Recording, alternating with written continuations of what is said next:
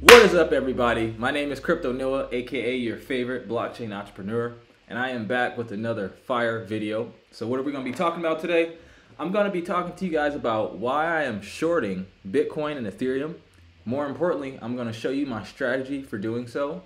And it's a very, very, very low risk strategy for shorting, and it's going to ensure that you cannot get liquidated if you just follow these steps. And before we get into this video, this is not financial advice. Always do your own research. This is for your education purposes only. So let's get right into it. So before we get into it, let's talk about what is shorting. So shorting is an investment activity which the investor borrows securities, in this case crypto, and sells them in the hopes of purchasing the securities at a lower price in the future. So essentially what you're doing is borrowing an asset, selling it, and hoping to buy it back cheaper, and then you keep the difference. So it's essentially betting on the downside instead of just longing. So now let's get into why I am shorting Bitcoin and Ethereum. So if we look at this chart here, this is the weekly chart, meaning each candle represents 1 week. Now, I'm sure you guys all heard the saying, the trend is your friend. This trend has been downwards ever since November of 2021. We've been creating lower highs and lower lows. So we have a high here, and then we have another high here, which is lower than the previous high. And then we have a low here, and then another low here, which is lower than this previous low. So don't bet against the trend. When I used to trade Forex 3 years ago, my strategy for getting into a trade was I needed at least 3 confirmations. So right here, I'm about to get 4. So we're coming up on this trend line here. We're coming up on the channel trend line. We're coming up to a key level of support or resistance in this case, 2,500. And then we're also about to tap our 62 EMA and our 200-day moving average. So that's actually 4 confirmations. It isn't guaranteed, but you want to trade in probability. So whatever has the highest probability of happening is what's probably going to happen. Keyword probably. Once ETH bounces off of this channel, I think we're going to see ETH go down to at least between $500 and $600. If we look at Bitcoin, same exact thing. Channel's a little bit different. It's more of an ascending or a descending wedge, whatever you want to call it. I forget the name of the actual pattern. But same thing. We have lower highs and lower lows. So we have this high and then this high, and then we have this low and this low. And then the same thing here. We're about to come up to this key level of resistance, and I don't like to think of these as just a single point. I like to think of these as zones, you know. So I like to go from around here to around here. So we're about to come up, hit this trend channel line. We're about to hit the horizontal support line. Or I'm not going to say we're about to. We might. And then we're also going to tap our 62 EMA and our 200-day moving average, okay? So and then in addition to that, you know, why else am I shorting? Like if you look at the economic climate, inflation is not under control by any means. We're still at over 8%, according to the CPI. That's not even the real inflation. Geopolitically, this war is not under control. And then everyone's talking about this whole ETH 2.0 narrative. Click the link in the description. I made a video on why I think ETH 2.0 is actually going to cause a dump after it goes into effect. And then we have the Bitcoin halving not happening until 2024. So there isn't many things happening within crypto to make me bullish. So I am just betting with the trend, okay? So now I want to talk about the risk with shorting and why I'm shorting this way. So I'm actually doing both. The way I'm telling you is way, way, way less risky. But when you traditionally short, it's way more dangerous because if you're in a long position, the asset can only go to 0. And then okay, you just lost everything. But let's say you short something at $50 because you think it's going to go to 25 and it just goes up to $300 or something, you can actually end up owing money. Like your losses can be infinity pretty much, okay? So that's why shorting is really, really dangerous, and you want to really, really know what you're doing. And the reason why I'm shorting the traditional way is because I'm waiting. I have the limit orders already set up. I'm waiting for ETH and Bitcoin to get to a certain point. I'm not going to say what that price is, but I'm doing it this way because I feel like even if we don't get all the way up to those levels, I feel like we're still going to go down, and I don't want to miss the opportunity. So this way, I'll still get to enter into a short position with leverage without having to worry about getting liquidated and being able to sleep at night. So let's get into it.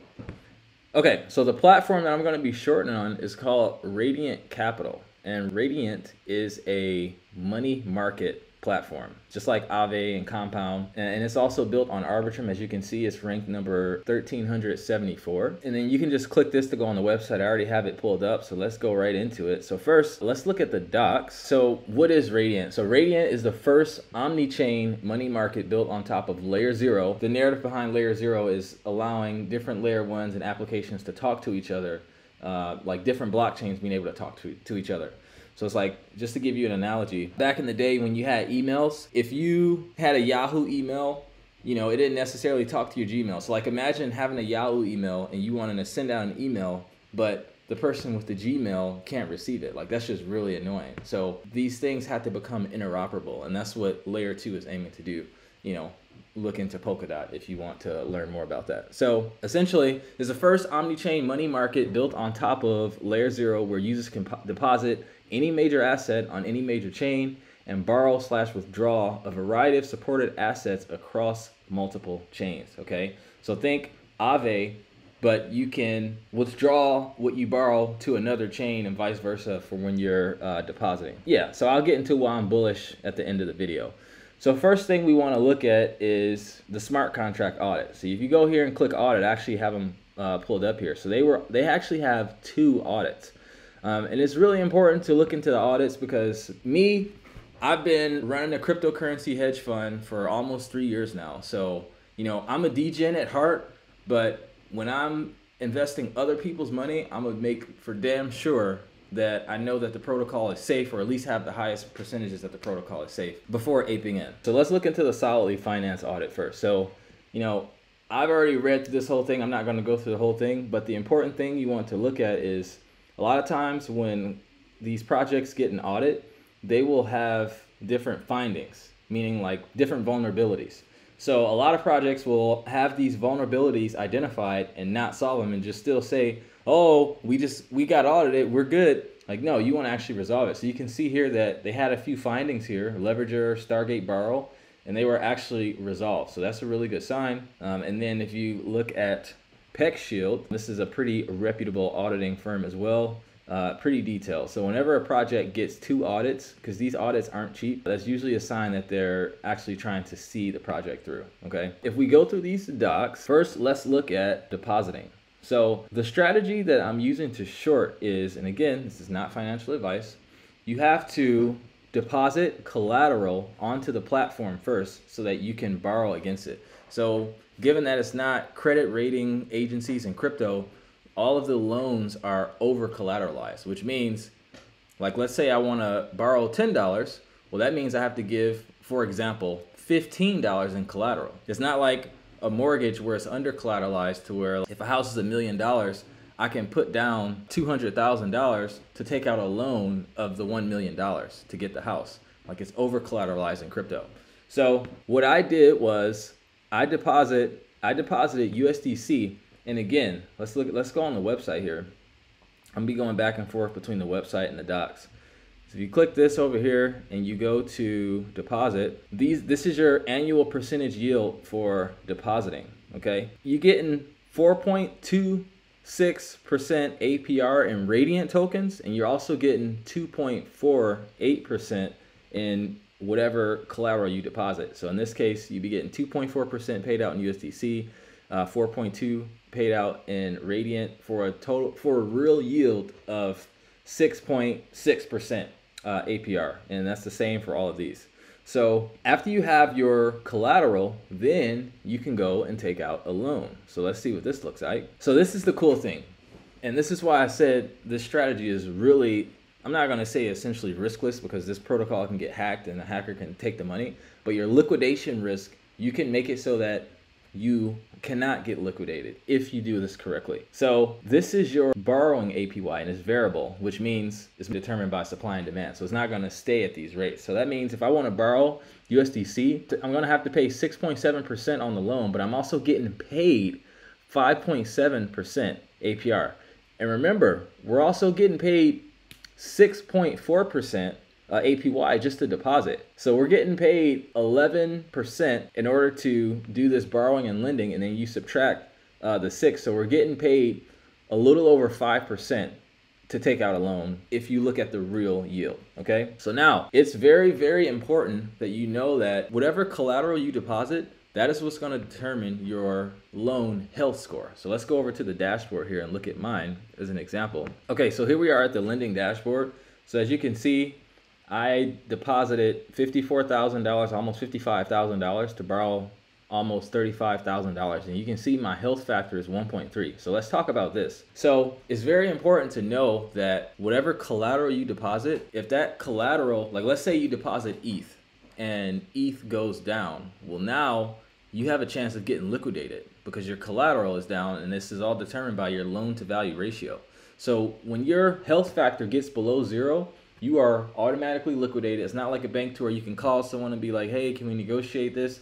You cannot negotiate with a smart contract, and that is why Celsius is paying back their loans on Aave first before paying back their users, because they know this as well. So what I did was I deposited USDC, and then I borrowed Bitcoin, and then I sold that Bitcoin for USDC, and then I deposited as collateral. And this strategy is called looping. And they do have a auto loop on here, but I wouldn't recommend using it because I've heard that problems have been caused, so I just prefer to do it manually. So I deposited roughly $15,000 worth of collateral in USDC to borrow 0.51 Bitcoin. And it's important to know that whatever asset you borrow, you're gonna have to pay back that asset, not your collateral. So given that I borrowed 0.51 Bitcoin, I'm gonna have to pay back 0.51 Bitcoin, whatever the price is. But I just showed you my chart. So the strategy is wait for Bitcoin to drop, and then be able to buy back that 0.51 Bitcoin, pay off the loan, get my collateral back, and then I keep the difference because I'm gonna be able to buy that 0.51 Bitcoin cheaper if the strategy plays out correctly. Getting back to it, the looping strategy is as follows. So I took that 0.51 Bitcoin, sold it for USDC, deposited it back as collateral. And keep in mind, I am earning yield every time I deposit more collateral. So this is technically like using leverage safely. So I deposited 12K to borrow 5 ETH, sold that ETH for USDC, deposit as collateral again to borrow 4.1 ETH, sold that ETH for USDC again. And I'm not gonna keep going into it, but I did this 5 times. So it's like I'm using 5 times leverage, okay? So given that USDC is my collateral, and USDC is on average worth between, 99 cents to $1, maybe a little over, I don't have to worry about my collateral dropping. So even if ETH goes down 50%, my loan health factor is still gonna be roughly the same minus my APY that I'm getting charged on the loan. And given that I'm getting paid these rewards, I can just take my rewards and use that to pay off the loan and still keep the difference. So I'm literally getting paid to take out this loan. Okay, so now I want to talk to you about why I'm bullish on Radiant in general. And again, this is not financial advice. Radiant, I feel, can help bring a lot of liquidity into crypto because there needs to be money market platforms. Like look at Compound, look at Aave, look at the liquidity that they have on these. And these are the protocols that Radiant is competing with. So first thing I like to do is look at their competitors. So this was the closest category I can get to on CoinMarketCap is lending and borrowing. As you can see, Aave is the first one. They have a market cap of 1.4 million. Celsius, I'm not even gonna talk about them. Maker, 850 million. Compound, 404 million. Those are like the most known ones. But as you can see, if you look at Radiant, it's number 1374, and they have a market cap of just 3.4 million. That's a baby, especially in crypto. That is a baby. And even the fully diluted valuation is 124 million. Even if the market cap was that big, that's still very, very small. Like their fully diluted valuation is smaller than these protocols' market cap. So if we look at Aave, they have a fully diluted valuation of 1.6 billion and a market cap of 1.4 billion. So it's not too big of a disparity. So most of the rewards have already been given out. Like in the beginning, you used to be able to deposit on Compound and Aave. This is what like started the whole DeFi summer. You could deposit on Compound and not only get paid in the collateral that you deposit, but also in comp tokens. And this is the same thing here with Radiant. So they have a lot of room for growth. And right now we're in a bear market. So let's talk about my strategy to accumulate more Radiant. And actually, before we get into that, let's look at the Radiant chart. So they just had their first unlock today. So that's why you see this wick. I got in at around here on the day of. If you want to learn more about projects like this on the day they release and just yield farming strategies in general, click the Discord link in the chat and be on the lookout for our yield farming course that's releasing here pretty soon. It's going to be the best yield farming course in the world, and I've been through all of them, so I know. I digress. So if we look at this chart, it looks like we're finding support around this 11 cents range. And again, you have a small, very, very, very small market cap. So this is very, very early. Having that said, let's look at the tokenomics. So if we go here and then we hit Radiant token, this is the unlock schedule. So we have a few months till it really starts to, you see this jump here. You have a few months until the unlocks start to, really, perk up, or whatever you want to call it. And then this is the token allocation. So most of it is for suppliers and borrowers. So this whole thing that they're doing where you're getting paid to borrow is not going to last forever. Just like you don't get paid to borrow on Compound anymore. Like eventually these tokens are going to be all given away. So it's optimal to take advantage of this opportunity while it's still around. Going back to the chart, I'm waiting on this. I already bought this dip a little bit today. I really hope we can get back down to around 4 to 7 cents, because if we do, I'm going to buy a large amount and then I'm going to LP that with ETH. And if we look on here, if you go on SushiSwap and LP ETH and Radiant and you stake your LP tokens here, you can get an APR of 201% in Radiant tokens, and you're still making the trading fees from people going back and forth from ETH to Radiant. And also, let's talk about vesting and locking. That's another way to passively accumulate more Radiant tokens. So if we go back to the docs here and we look at vesting versus locking, let's highlight the differences here. So when you lock your Radiant, which is what I'm doing, you earn platform fees and then you also earn early penalty fees. But you cannot unstake until it's after the 28 days. And then after the 28 days is up, you can leave it there and you're still making a pretty good APR. And right now the APR on locking is around upwards of 200 to 300%. And then let's look at vesting. Now if you vest, you get to exit early, but you take a 50% haircut. So let's say you vest $100 and you want to claim it before the 28-day period. It doesn't matter if it's on day 27. You're only going to be able to take out $50. And then that $50 that you took a haircut on goes to the people who have locked up their Radiant, whatever their contribution of the pool is. So if you own 10% of all the Radiants that's locked, you're gonna get 10% of that $50. And here's another key. The Radiant that you earn from borrowing and lending, you have to vest it before you can lock it. The only way you can lock Radiant is either after it's done vesting, or if it's Radiant that you bought that you have in your wallet. So let's look at the APR for locking and vesting. Okay, so here we are on the manage page. Now, if you look at here, to lock your Radiant, you're getting paid 496% APR. And the reason why it's so high right now is because today was the first unlock. So a lot of people unlocked and sold. So now the APR is increasing. So I'm just locking all my Radiant because I'm thinking long-term with this project. And I'm just gonna get these APR rewards as long as I can.